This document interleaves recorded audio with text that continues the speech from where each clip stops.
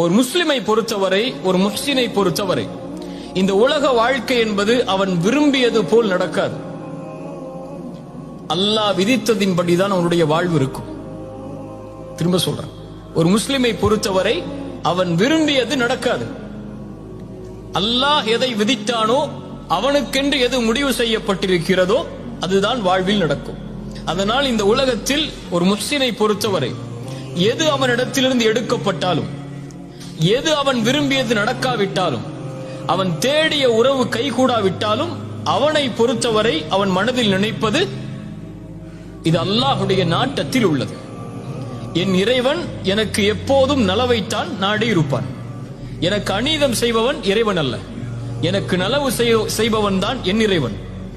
என் தாய் எனக்கு கெடுதல் நினைக்க மாட்டாள், என் தந்தை எனக்கு கெடுதல் நினைக்க மாட்டாள், என்னை நேசிக்க கூடியவன் எனக்கு கெடுதல் நினைக்க மாட்டான். அதுபோல்தான் என்னை படைத்தவன் இவர்களை விடவெல்லாம் மேலானவன். அவன் ஒருபோதும் எனக்கு கெடுதல் நினைத்திருக்க மாட்டான்.